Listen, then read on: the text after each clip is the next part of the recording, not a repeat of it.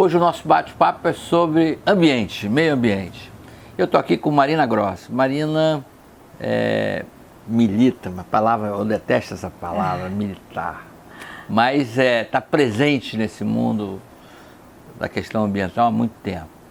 Ela hoje é presidente de um conselho empresarial que reúne empresários originalmente muito preocupados, ou que já tinham alguma preocupação com a questão da sustentabilidade.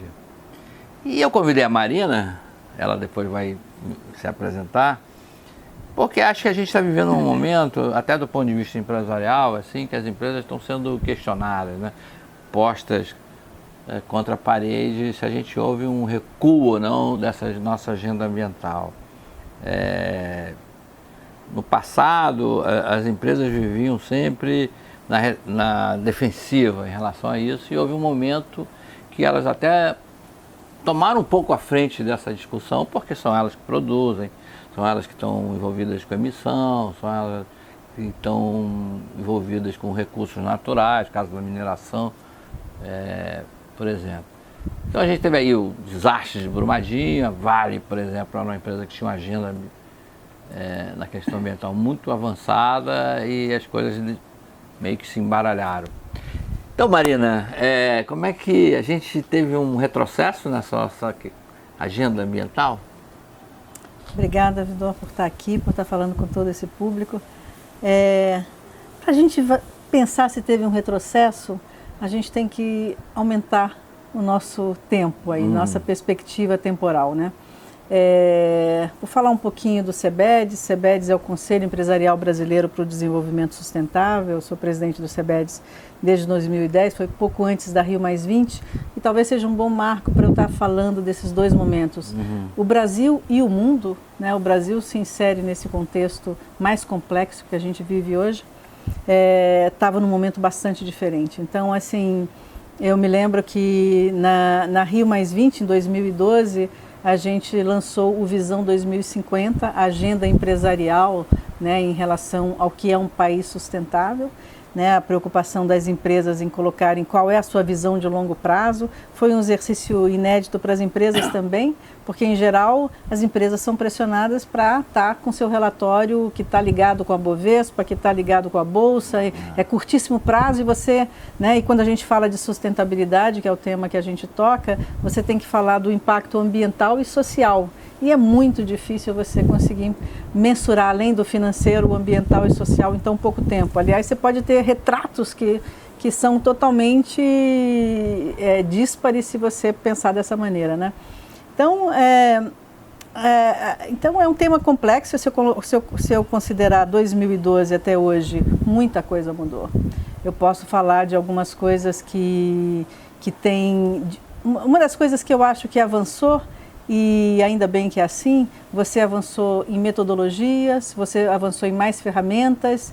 Então, algo importante que todo mundo tem que entender, que, né, o público que está vendo as empresas de longe, as empresas precisam de ter alguma coisa palpável no seu planejamento. Então, quando começou esse processo, né, de sustentabilidade, sobretudo aqui no Rio de Janeiro, nosso Rio de Janeiro, aqui na Rio 92, né, eu não estava presente, mas a Rio 92, o Rio de Janeiro, se a gente comparar Rio+20, então Rio 92 então foi um marco que até hoje todo mundo só fala da Rio 92. A ONU, né, inteira a discutindo. ONU inteira. Acho que foi a primeira vez que a questão ambiental foi discutida, reunindo chefes de Estado, chefes de governo do mundo inteiro. Do né? mundo inteiro. E essa questão posta lá vamos incluir então esse terceiro marco aí da Rio 92, foi quando surgiu essa rede que a gente está ligada, né? A sede fica em Genebra, o World Business Council for Sustainable Development, né? Então é o Conselho Mundial, mas antes isso não estava colocado dessa maneira, numa rede de CEOs conversando sobre o tema. E hoje está presente em 36 países que desfrutam da rede sem ter nenhuma ligação de obrigatoriedade. Então, a gente não recebe recursos, mas a gente pode estar usando tudo que em sustentabilidade é precioso, que é a informação, que são as ferramentas compartilhadas, né? Então, os associados do CEBEDES, as 60 grandes empresas que a gente tem no CEBEDES, eles estão lá. Um dos motivos é para você saber trilhar esse caminho da sustentabilidade, que não é trivial. Então, assim, a gente tem vários grupos de trabalho em biodiversidade, em clima, em comunicação, em água, mobilidade. E esses grupos de trabalho, eles colocam juntos empresas de vários setores, né? Bancos, mineração, energia, todo mundo junto embaixo de um tema. Então, eu acho que a nossa credibilidade vem do fato da gente impulsionar as empresas buscando alavancar. Então a gente pega as empresas que estão melhor posicionadas em alguma coisa e fala, peraí pessoal, vamos chegar até onde essa está, e essa onde ela está, vamos falar assim, olha, o seu papel social é maior do que o que você está pensando e você tem que fazer um pouco mais, porque a gente ainda falta muito, você tem que fazer mais para você relatar o seu impacto ambiental, para você relatar o seu impacto social. Então se eu penso num horizonte temporal, como eu estava falando para você, maior, eu diria que muitas empresas tomaram consciência há pouco tempo disso. Então você tem em 2010 uma Nike que falou assim, olha, eu estou fazendo o meu relatório financeiro, mas se eu fosse fazer o meu relatório do que eu estou precisando, eu teria que fazer, eu teria déficit e não estaria falando de saldo positivo aqui na minha carteira. Por quê? Porque eu dependo da água, porque eu dependo de material têxtil, porque eu dependo de uma série de coisas que eu não estou preservando para continuar mantendo na mesma qualidade esse material. Agora, como é que faz isso? Aí é difícil, porque você tem as empresas, o desafio aumentou. Então as empresas, elas podem ser muito boas da porteira para dentro, como a gente diz, ou seja, fazem reuso de água, fazem uma opção de coisas internamente, está perfeito aqui, só que agora cada vez mais as empresas têm que, se elas querem continuar no negócio, elas têm que abrir essas portas, olhar para a sociedade e falar assim, o que é estratégico no meu negócio?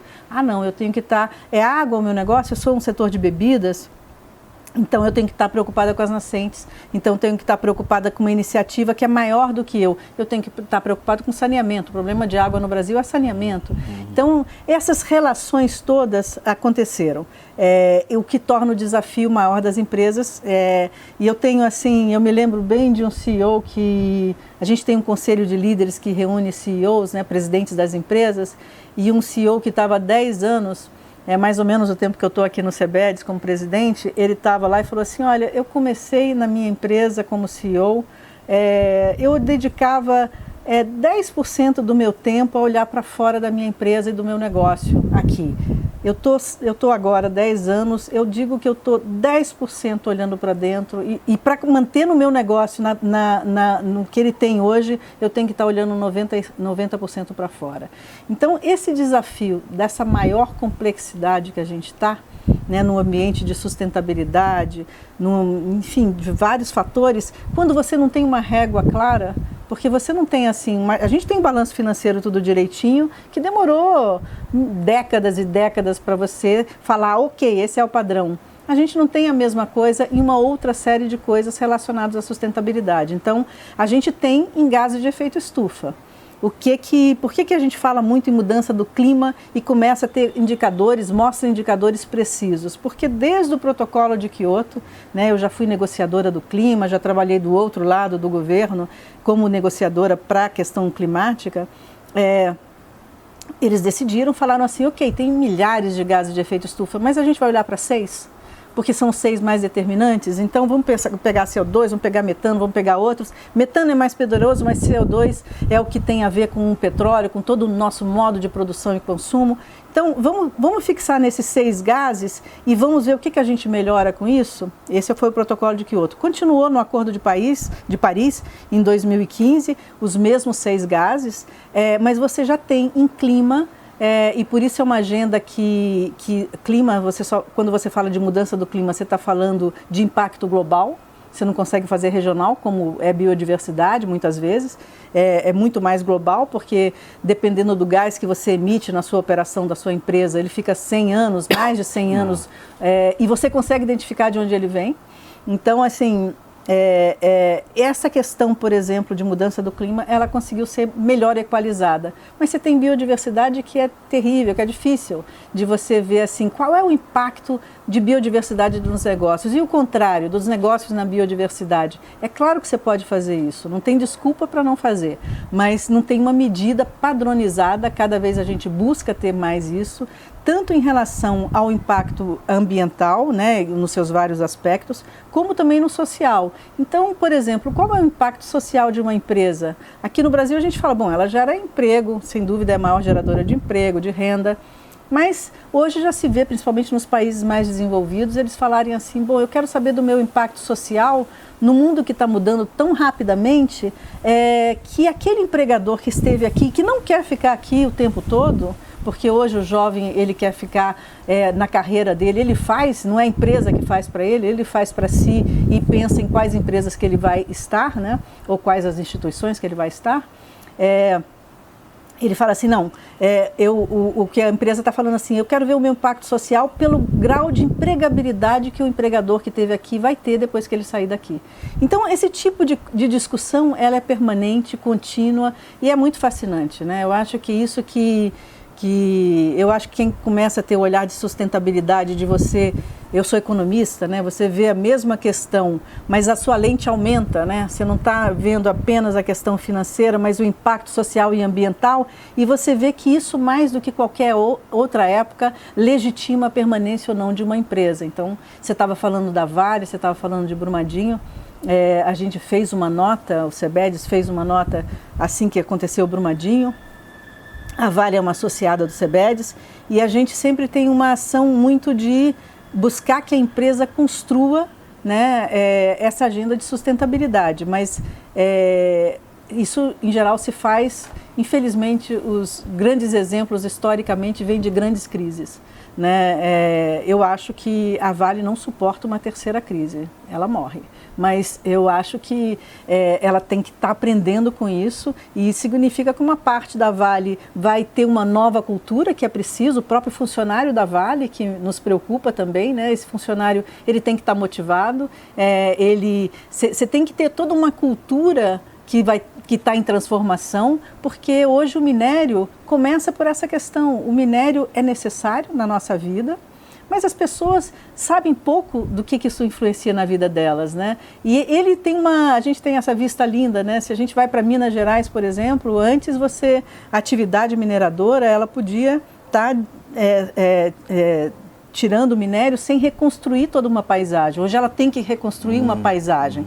Então, essas obrigações, digamos, esse entendimento do que deve ser feito, né, ele vai mudando com o tempo, né, ele vai se sofisticando à medida que você consegue estar respondendo e introjetando nos seus processos. Uma empresa precisa de fazer isso, porque senão ela vira uma declaração de princípios, né? Por que uma grande diferença também, eu acho que em relação, um bom exemplo com as empresas, em 92 elas eram as grandes vilãs. Todas as ONGs falaram, né, vocês não estão fazendo absolutamente nada. Na Rio+20, elas foram as grandes protagonistas. Eu tive lá, e na Rio+20, e eu pude ver que as empresas em primeiro lugar, mas as cidades também, porque teve o C40, né, foi até o Eduardo Paes, foi de novo o Rio de Janeiro, que já estava engajado nesse movimento, né, Nova York, enfim, várias cidades, esse movimento continua crescendo, mas foram as empresas as grandes promotoras de desenvolvimento, foi quem mostrou a curva mais ascendente de progresso na Rio+20.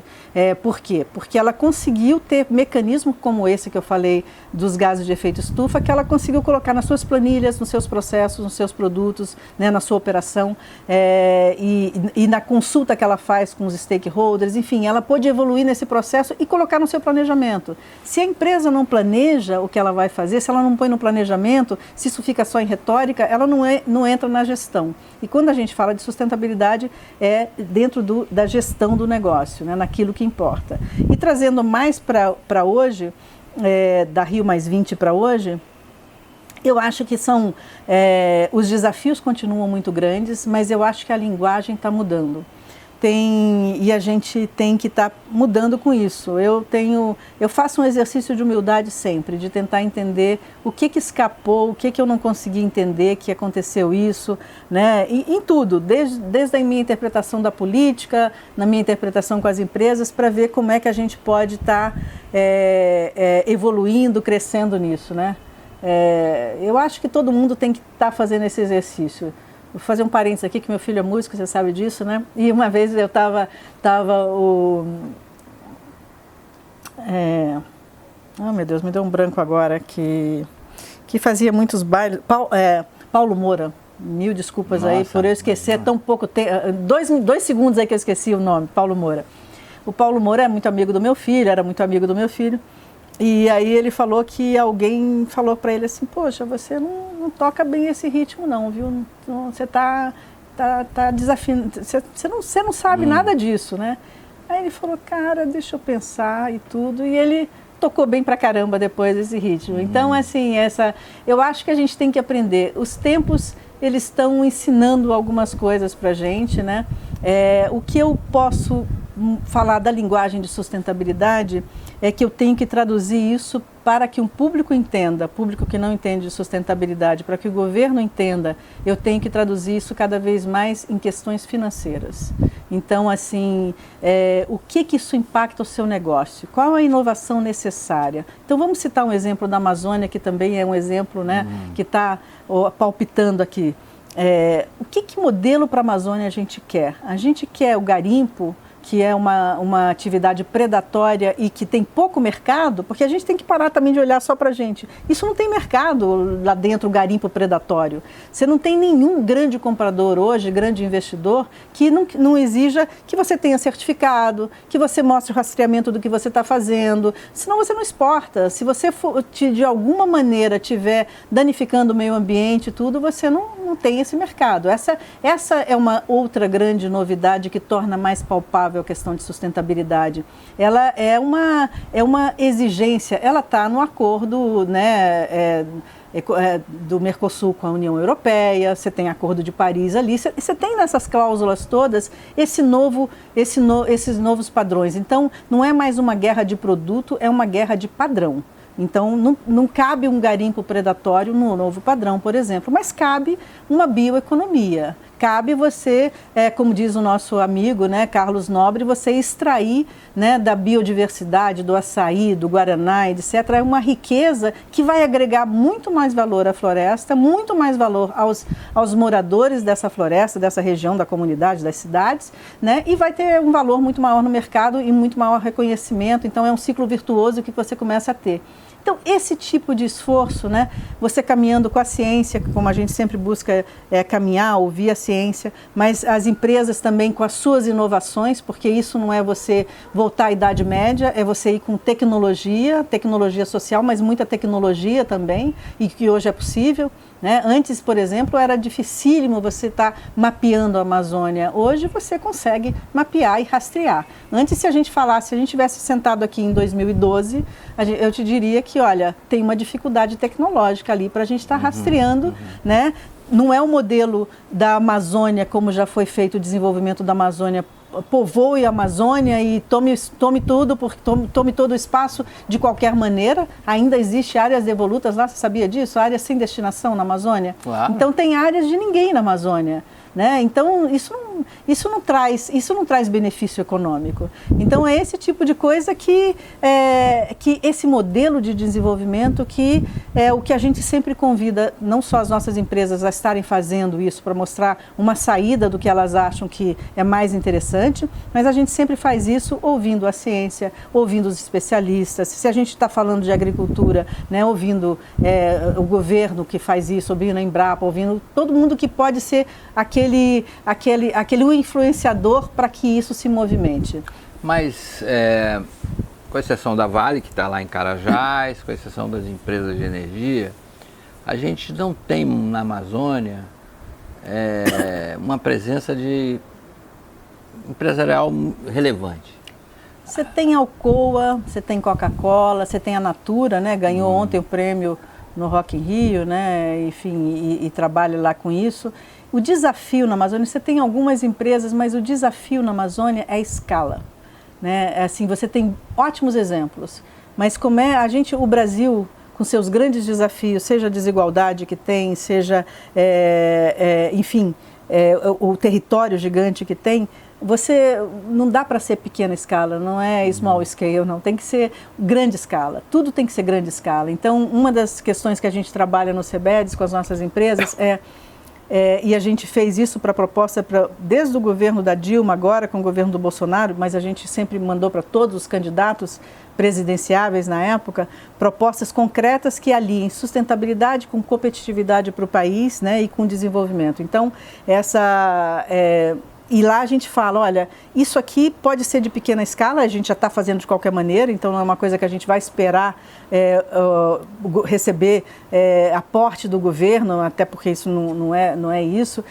Do governo a gente espera clareza e marco regulatório adequado, fim de subsídios onde aquilo está atrapalhando a sustentabilidade, né? Enfim, estimular, mostrar um rumo, né? O empresário, ele tem um risco intrínseco nele, mas você precisa de mostrar uma direção para que ele vá, né? Já aconteceu grandes desenvolvimentos no Brasil, o etanol. Olha, eu vou para lá, então você tem toda uma indústria que vai fazendo em função disso. Essa direção, né, de uma forma confiável e tudo, é importante para você deixar essa força empresarial ir acontecendo.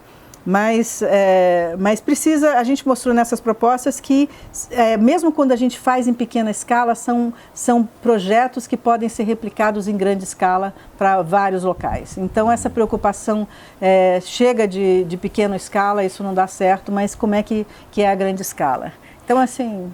Mas aí, Marina, a gente teve essa questão, essa polêmica de governo, né? O governo se posicionou mal nessa questão das queimadas esse ano. Isso teve uma repercussão internacional e as empresas aqui sofrem em relação a isso, porque elas podem ser punidas até pelo consumidor, pelo cliente que está lá fora e que vê o Brasil assim como ainda uma fronteira de preservação do ambiente, a Amazônia especialmente, que é mais do que 50% do nosso território. E aí o governo entra na polêmica, o ministro fala isso, o presidente fala aquilo, eu falei do retrocesso nesse sentido.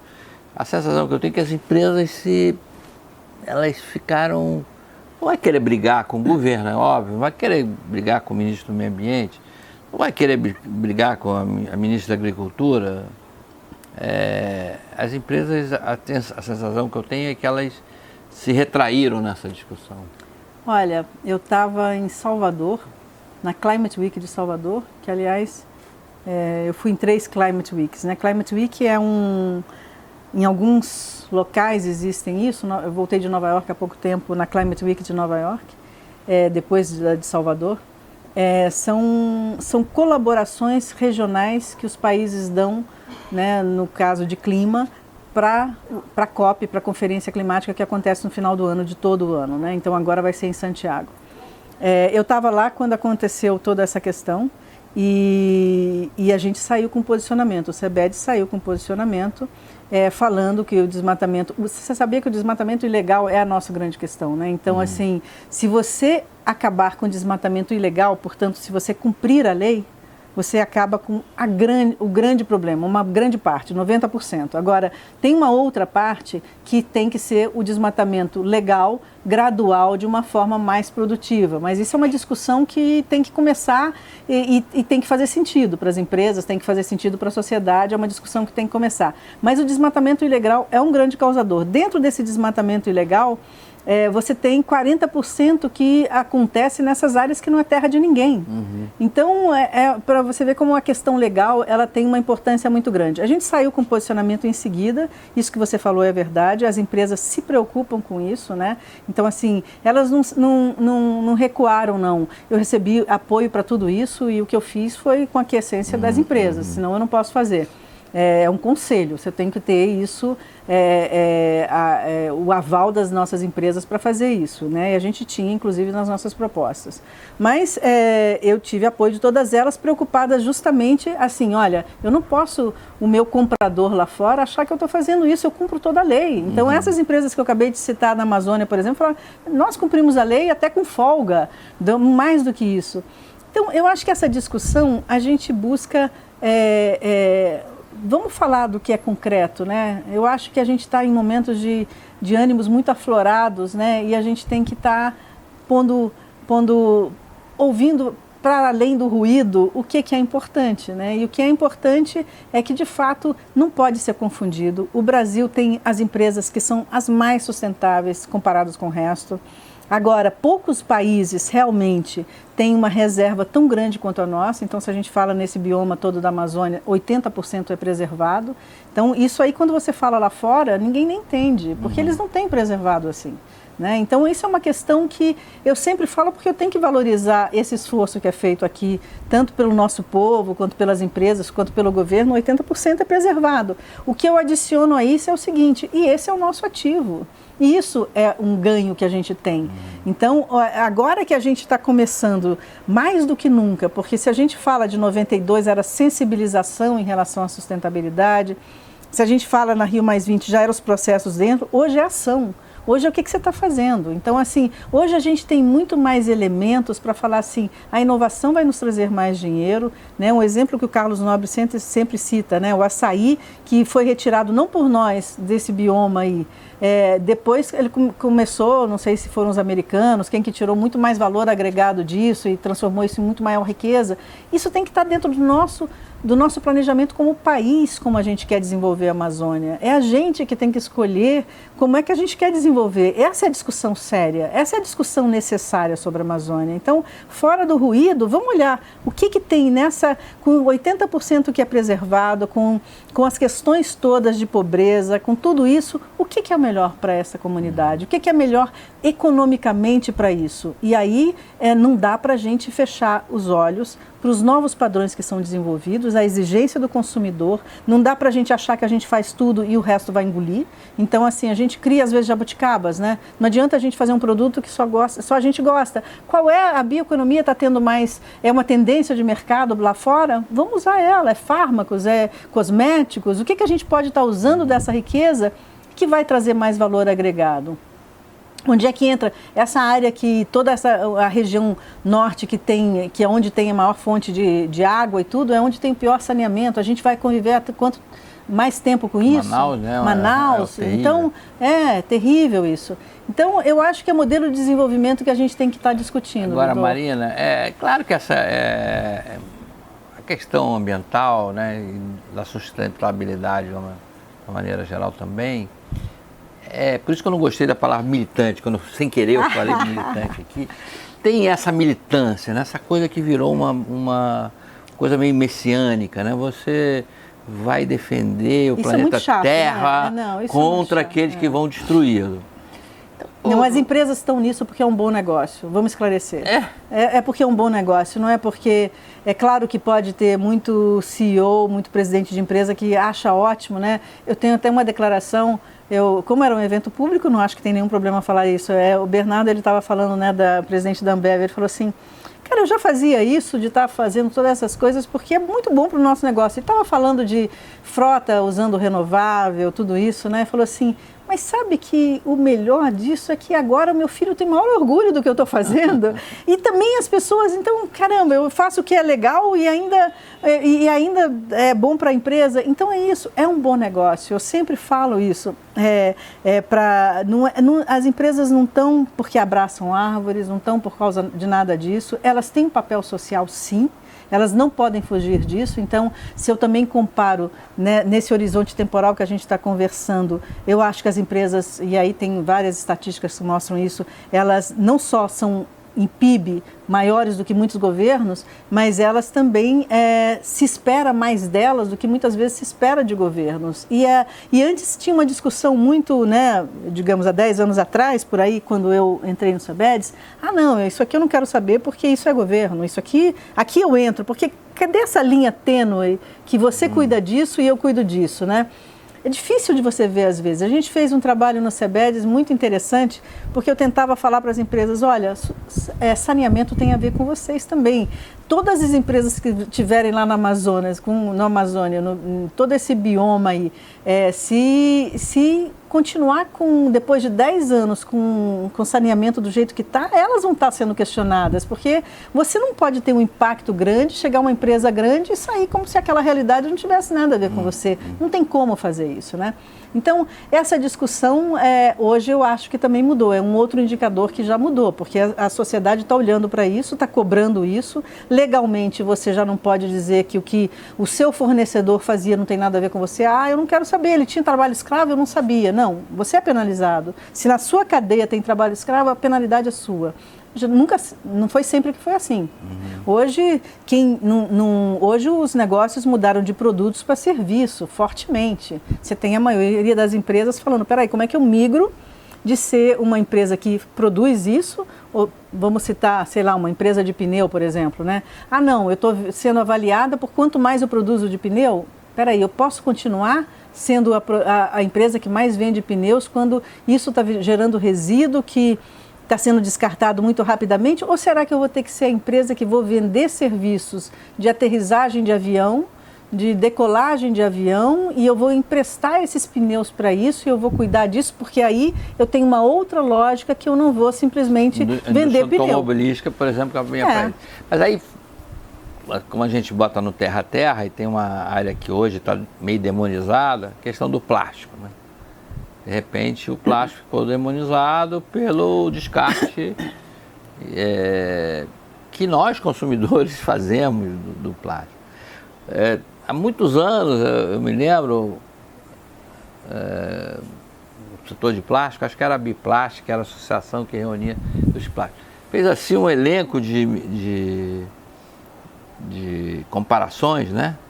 E como ela mostrava que o uso do plástico como embalagem ou outras coisas geravam uma enorme economia de energia para o mundo, né? Quer dizer, por causa do peso, é uma coisa mais leve, o transporte disso, né, das embalagens em plástico, consome menos combustível, né, em função disso. Se você transporta mais coisas no mesmo vagão, no mesmo navio, no mesmo caminhão, e coisas assim, nesse sentido. E a gente discutia se, tá bom, mas o que é que faz com ele, com o plástico depois dele ser utilizado, especialmente em embalagem? É o descarte no lugar correto, mas onde? Quem é que vai cuidar disso? Né? A indústria não se preocupou um pouco, né? É porque era um custo, né? Você imagina. Depois processar. Mas vai surgir alguém que vai reutilizar, que vai reciclar, como aconteceu com o alumínio. Só que isso não aconteceu de forma tão rápida como se imaginava ou na proporção. E aí todo o setor industrial passa novamente a ser o vilão da história, né? Quer dizer, é o setor industrial que empurra na gente a embalagem de plástico. Quando na verdade aquilo significa que você vai pagar menos por um produto. Você tem, já está aqui no Brasil também, né? Muitas vezes você traz sua sacola de casa, você paga pelo plástico um X aí, se você tem mais do que 2 sacolas, enfim. Mas a questão do plástico, é verdade, teve toda essa linha aí de discussão, né? E algumas empresas nossas, a Braskem, por exemplo, ela tem dificuldade de vender o plástico dela que é mais verde, porque o consumidor teria que pagar um pouquinho mais por esse plástico mais verde. Você tem toda uma discussão aí, mas de fato o plástico está sendo demonizado, virou o grande vilão da vez. Tem alguns motivos que são muito relevantes, né? Eu estava em Singapura no ano passado, para um desses eventos do World Business, que vai acontecer esse ano em Lisboa, aconteceu no ano passado em Singapura. Singapura é um pouco o hub lá, nucleador de toda a Ásia, né? E a questão de plástico nos oceanos é assim, majoritariamente na Ásia o problema, mas é um grande problema mesmo. Você está consumindo, eles fazem até propaganda, você recebe o seu sashimi e o sashimi já tem componente de plástico, então como é que você fica com isso? São coisas que está destruindo, matando baleias, matando um bando de, né, matando vários, toda essa riqueza aí que tem nos oceanos. Então, começou ali por um problema real, as empresas não inventam problemas, os problemas são reais, né? Como é que você vai lidar com esse descarte absurdo que existe? E como é que você começa a organizar as empresas para fazerem isso? Por isso que eu aprendo muito na condição que eu estou, porque na condição de conselho, quando você junta várias empresas, você não está falando só de uma, né? Não é o interesse daquela enviesado, você coloca várias pessoas na mesa com um problema real, um problema que você tem que lidar, que o setor tem que lidar, né? O setor químico, mas também os outros setores, o setor que está no varejo, que está estimulando, você junta todo mundo ali. E como é que você faz isso acontecer? E você tem que estar fazendo isso combinado, não só com o consumidor, que tem que entender isso, e aí não é só o canudinho, né? O canudinho fica ridículo se você vê o componente muito maior disso, então realmente, nada contra, eu tenho meu canudinho também, mas assim, vamos colocar as coisas no tamanho deles, né? Isso ajuda também, mas é um problema maior, isso é uma parte dele, mas você tem que o consumidor está tendo que entender isso e mudando o seu comportamento. Você tem que ter uma maturidade das empresas que vão mudando os seus processos, né, para que você chegue a uma mudança completa. Agora, esse movimento ajuda a que isso aconteça. Então, assim, quando não é que uma coisa é certa ou errada, existe muito mais. Na minha experiência, eu posso te atestar isso, que do outro lado de gente que está falando, eles são, estou demonizando esse setor porque eles são umas caveiras e tudo mais, e não sei o que, só querem isso.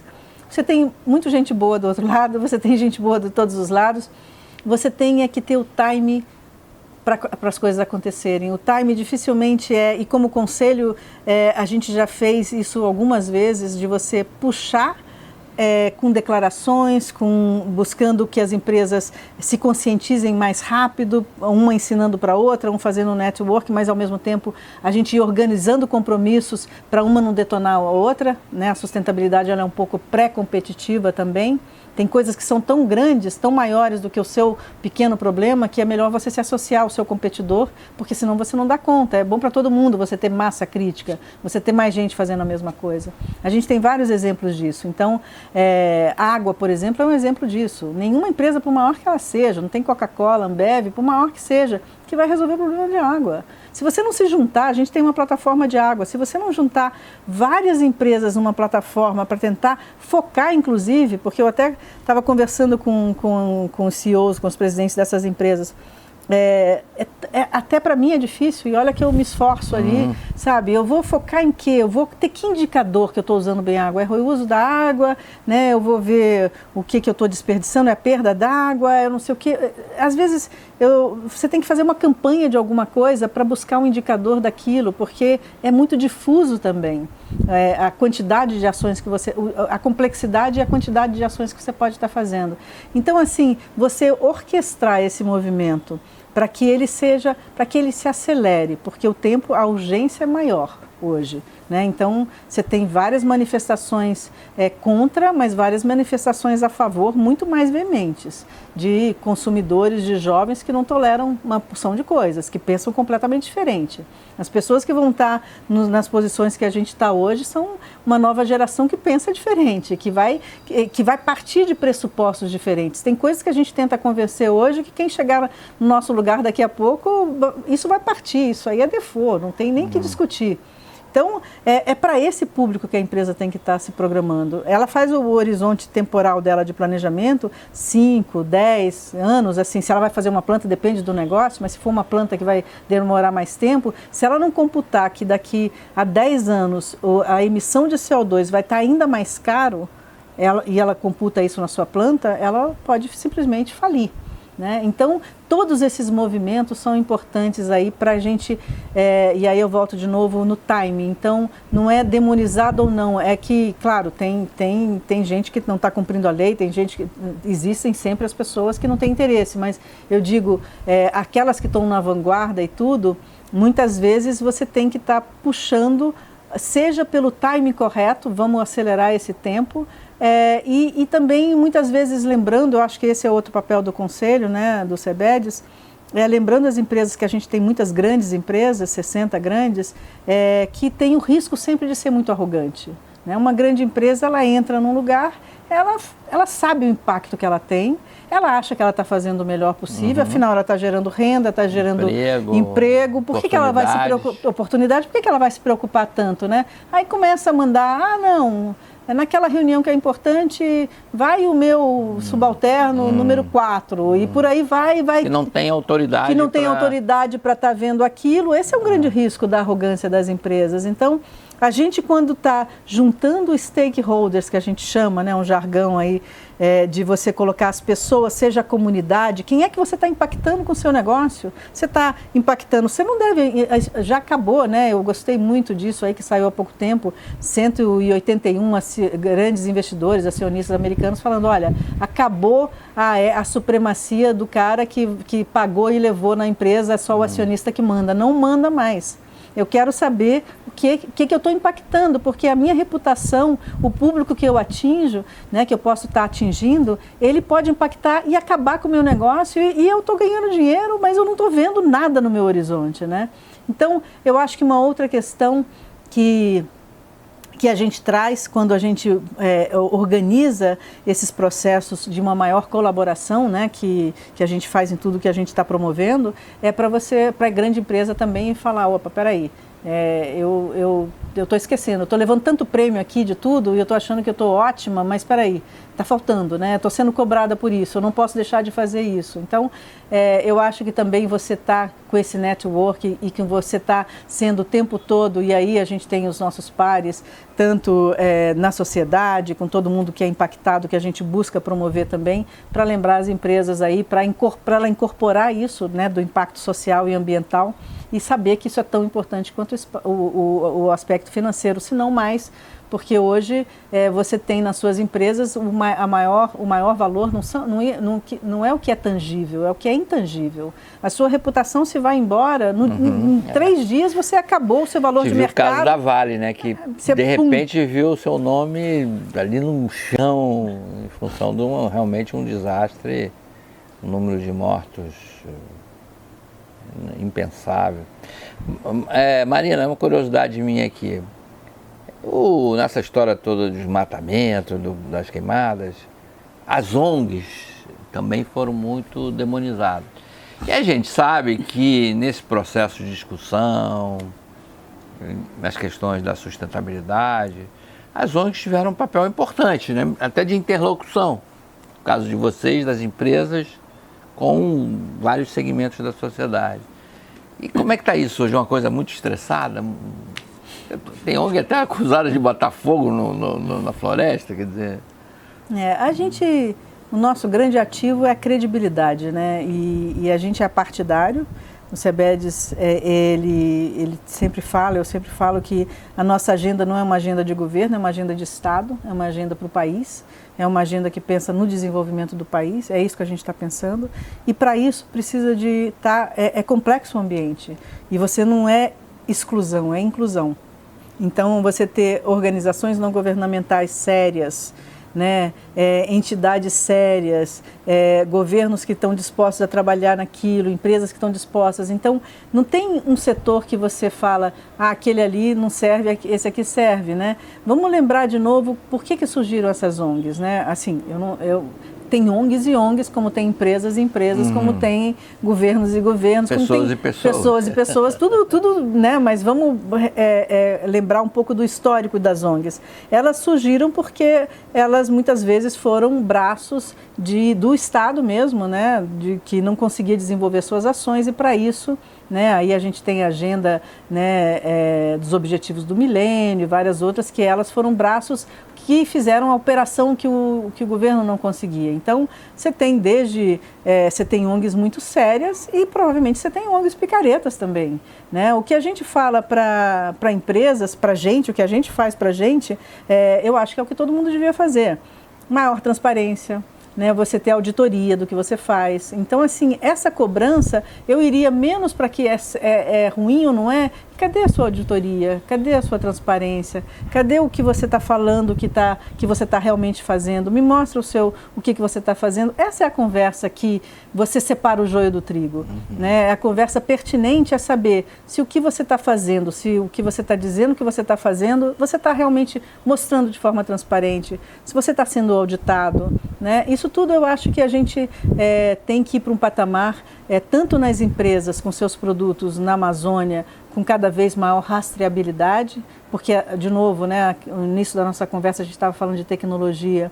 Hoje a tecnologia vai estar no nosso celular, a gente vai ver, olha, peraí, eu estou vendo pelo código de barra que esse produto está rastreado e não causou desmatamento nem nada disso. O consumidor vai exigir isso, né?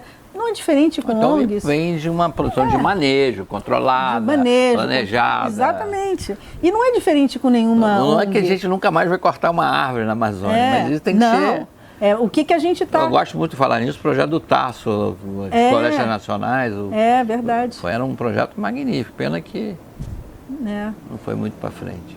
Mas você tem, eu acho que é isso, a discussão pertinente é transparência nas suas ações, auditorias, né, se aquele propósito está tendo um impacto positivo. Hoje as empresas falam muito em impacto positivo, então, de novo, sobre evolução, e assim, não dá para voltar atrás nisso, não dá para voltar atrás porque tem tecnologia, isso aí se traduz em inovação tecnológica, muito dinheiro que foi investido nisso, né? Então, quando a gente fala de tecnologia no campo, a gente fala de empresas, né? Tem a Michelin, tem outras tantas aí, que o pneu dela, para o agro, ele não tem impacto tão grande na semente, ele consegue ser menos forte e, portanto, ela vai vigorar mais. Ninguém volta atrás. E ela emite menos também, por causa disso. O pneu representa não sei quantos % do componente. Então, esses cálculos todos que fizeram essa inovação, isso não volta atrás, né? É muito dinheiro investido, é muita pesquisa, é muita tecnologia e é para aí que está indo. Então,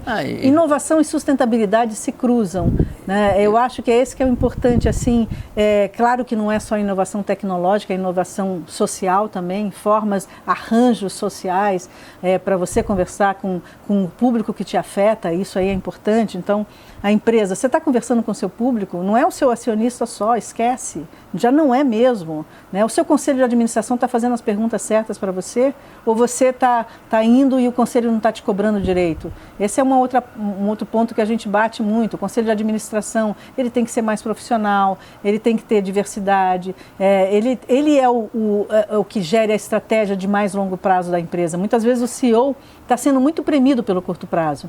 Cabe ao conselho de administração falar, eu quero você mais nesse rumo, mais naquele, né? Então você tem esses conflitos, você tem alguns CEOs que, né, eu tenho a sorte de ter um excelente chair no CEBEDES, o Marcos Bicudo da Vedacity, que tem uma visão ampla de tudo, né, e percebe exatamente o tempo de tudo isso. Na Rio+20 ele foi um grande promotor aí para que a gente fizesse no Chapéu Mangueira e Babilônia toda uma junção das empresas para mostrar impacto lá.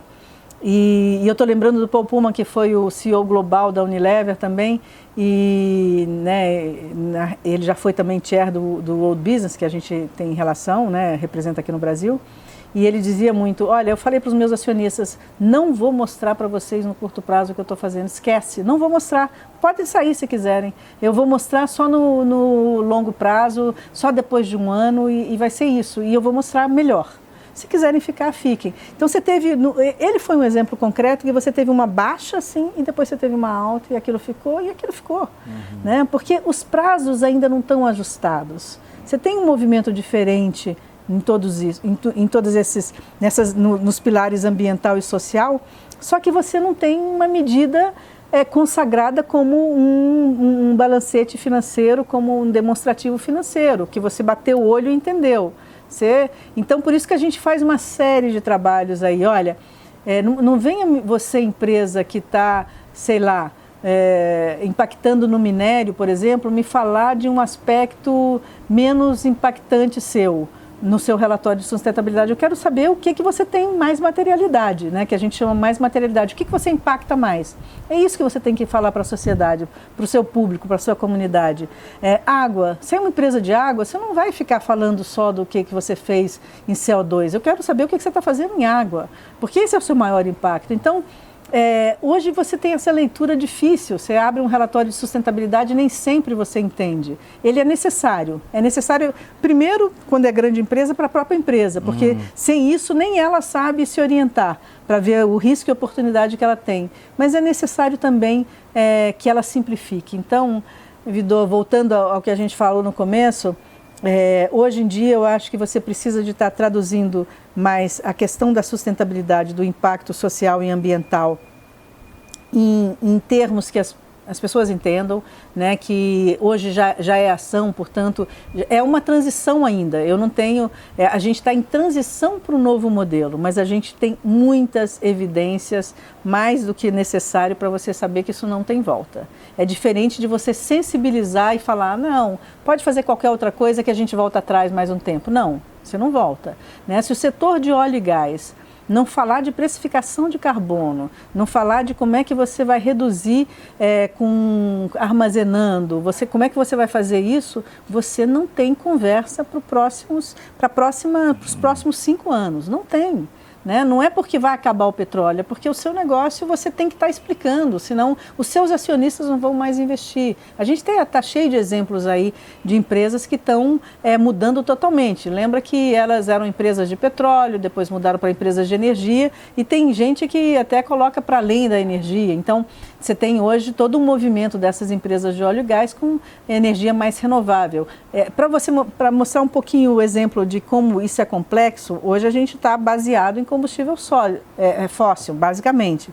Mas essa mudança, a gente não consegue mudar como acende a luz e apaga a luz para mudar para energia renovável. Mas a quantidade de movimentos para energia renovável, inclusive dentro do setor de óleo e gás, estão sendo absolutamente assim, arrebatadoras. Tanto que as próprias organizações, instituições, ONGs mais sérias, elas falam assim, não, a gente achava que podia falar só com aquele cara que é só verde, só renovável. Depois a gente viu, caramba, se eu não levo o setor de óleo e gás, esse movimento vai demorar para acontecer ou nunca vai acontecer. Então, a solução, quem é parte do problema tem que ser parte da solução, porque ele impactou para o problema, para ele continuar existindo como negócio, ele tem que ser parte da solução, tem que apontar uma solução. Marina, a gente começou a nossa conversa, eu aqui um pouco preocupado, achando que tinha um retrocesso na agenda, até a agenda empresarial, na questão da sustentabilidade, do ambiente, enfim. E estamos acabando aqui com... Não, peraí, gente, tem que olhar assim numa perspectiva mais longa. Muito obrigado, tomara que você continue entusiasmada e o CEBET continue fazendo esse trabalho bacana que ele faz, né? Ouvindo também, trocando informação, buscando ferramentas e muito obrigado a você. Obrigada a você. E vamos continuar aí com o nosso bate-papo, domingo que vem tem mais.